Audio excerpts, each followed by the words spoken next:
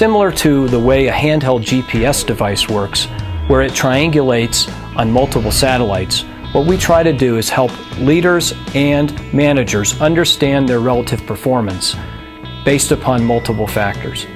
The first tool in our portfolio is the Business Practices Assessment. Now, what most organizations do is they do what's called an employee survey, also known as an attitude survey, climate survey, perception survey. But what we do that is different is we try to quantify the business practices of an organization and also try to quantify the culture that exists one department at a time. I'm often asked, Tom, what do you mean by business practices? And quite simply, I'm referring to quantifying executive leadership capability, also the performance of frontline managers, the degree of patient focus or customer focus that you have, open communication practices, how you live your values, how you measure performance. All of these things are universal to performing well in any business, and these are common business practices that everyone needs to execute well. The detailed results from your employee survey are then displayed into a unique tool which we refer to as an eye chart.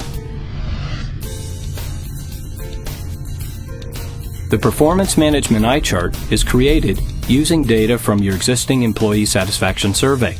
Quite simply, we convert the employee feedback into a bottom-up, multi-rater leadership assessment. The eye chart is a large-scale visual tool that compares leadership performance and cultural engagement at a glance. You can instantly view departments that have healthy mini cultures of excellence, here represented in the green and the yellow quartiles, and those that are struggling or failing in the orange and red quartiles.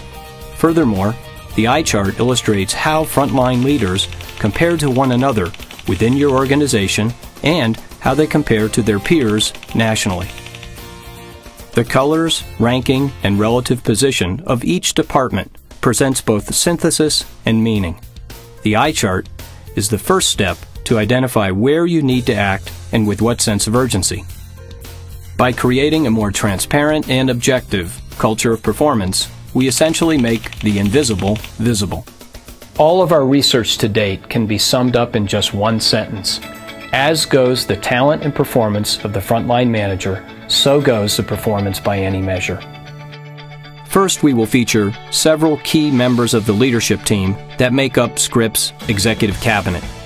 Here's Chris Van Gorder, President and CEO at Scripps, sharing his perspective on the overall talent management process and eye chart tools. And sure enough, I think what we're finding is a couple of things. One, there are some just superb managers. It doesn't matter what you give them. It seems that they can hit it and do very, very well.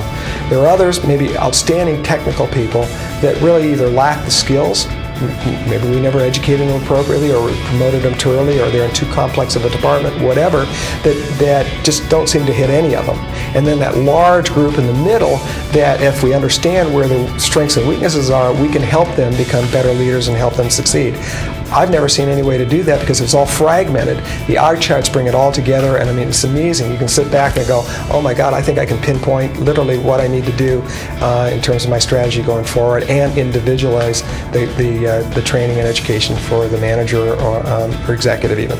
I think the performance management eye chart was very helpful for us, and for me it was personally confirming to me that just the absolute necessity to having the right people in the right roles. How do you move 150 executive managers in the right direction to get the right performance outcomes?